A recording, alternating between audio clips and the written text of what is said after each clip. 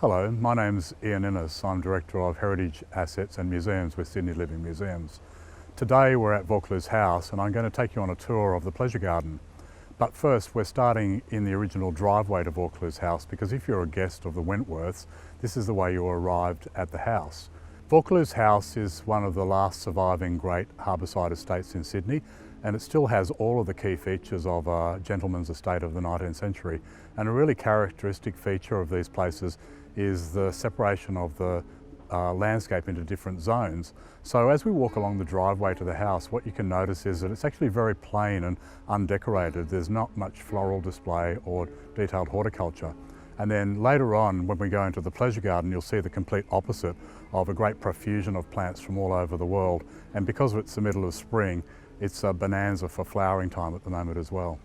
As we get closer to the house, you see that there's a very carefully arranged view where you see the house, the kitchen and the stables all in the one view.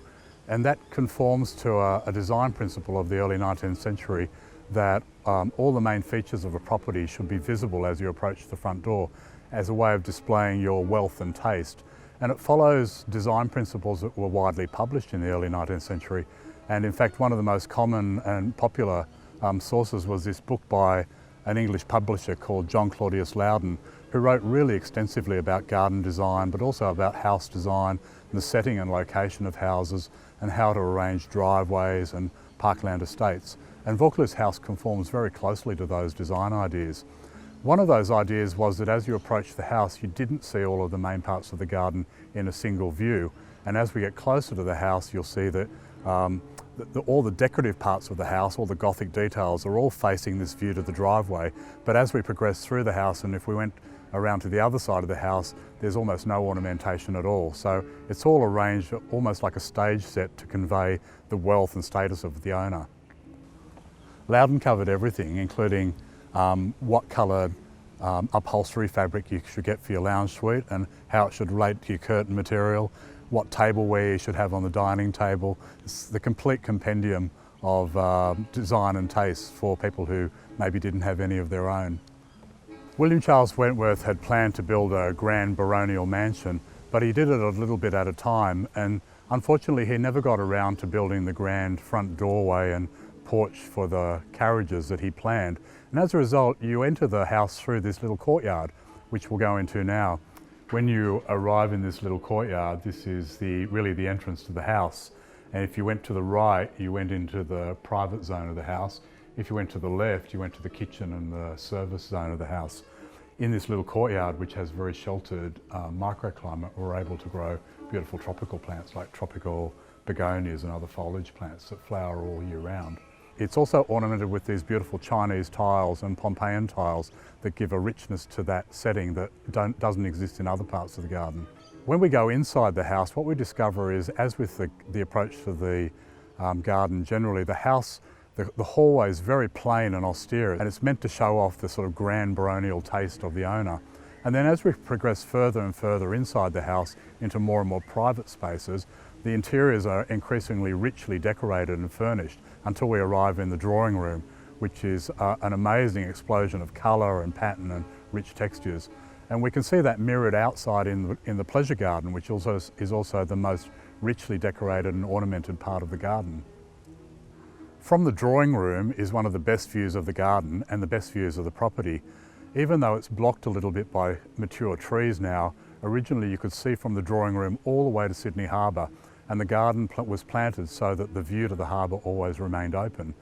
As you look out from the drawing room, you're also looking across a beautiful, splendid lawn towards ornamental flowering shrubs.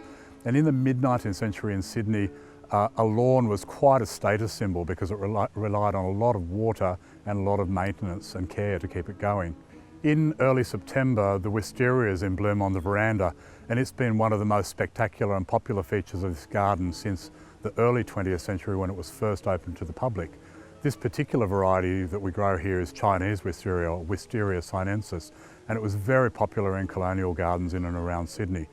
In Sydney it grows very happily outdoors, and it's quite a rampant climber, and every September it covers itself with these beautiful racemes of lilac flowers. Spring in Sydney is a long transitional season that starts towards the end of August and extends right through until the beginning of November. So there's a really long sequence of flowering shrubs and trees and ornamental plants that come in and out of flower, and they all last 2 weeks or 2.5 weeks, so it's quite ephemeral and very easy to miss. But always there's a wonderful sequence of other things coming into flower as other things fade away. In 19th century parlance, the garden usually referred to all of the components of an estate, which might include the kitchen garden, the orchard, the paddocks and the park. And the part of the garden that we now recognise as an ornamental garden was popularly referred to as the pleasure ground or the pleasure garden. And it's a feature of gardens that evolved in the 1820s and 1830s, particularly around the introduction of new plants into horticulture and also the introduction of new ideas about garden design, and particularly as popularised by John Claudius Loudon, who invented a new word to describe it, the idea of garden-esque. And this garden is a perfect example of garden-esque design in Australia. It's unusual compared to British gardens because it uses tropical plants and warm temperate plants that you would be only able to grow under glass in a cold climate. But in this very sheltered microclimate here at Vaucluse, you have a wonderful range of tropical and foliage plants that can be grown outside all year round that give this garden its particular visual aesthetic appeal. In Loudon's time, little rustic arbours and rustic arches made out of tree branches and bits of rescued wood were very popular, and we've recreated one here that gives the aesthetic character of the 19th century ones, made out of eucalyptus branches. It tends to fall down after a couple of years and you have to make a new one. But they weren't intended to be permanent. They were like sort of ephemeral decorative elements. And on this one we've got yellow Banksia rose, which in Sydney grows into a really rampant climbing shrub, whereas in cold parts of the world it's quite fussy and needs to be looked after a lot. So that's an interesting characteristic of gardens in Sydney.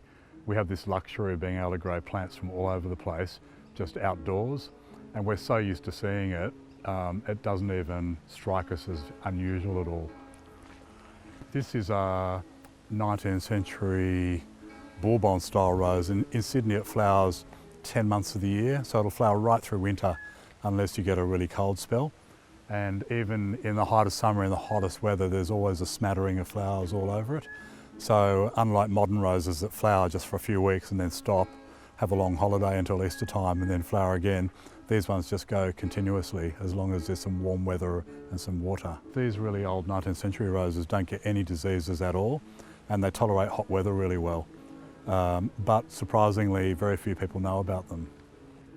Here's an amazing Chinese rose called Rosa lavigata, which is very popular in colonial gardens around Sydney. It flowers once, only for about 2 weeks, but when it's in full flower, completely smothers the plant. It's a really rampant climber, so it will quite easily climb up to the top of a tree or over a shed or a barn. And it's also covered in the most deadly thorns you can imagine. So they used to use it quite a lot in colonial gardens and farms as hedging to stop cows and horses walking through because the thorns were repellent. They planted this garden in about 1983 or 1984, and the curator at the time and the garden horticulturist used to drive around with a truck and a spade and secateurs and basically knock on people's doors and say, oh, by the way, I noticed you've got such and such in your garden. Would you mind if I had some cuttings, or if it was bulbs, would you mind if I dug up a clump of bulbs for Vaucluse House?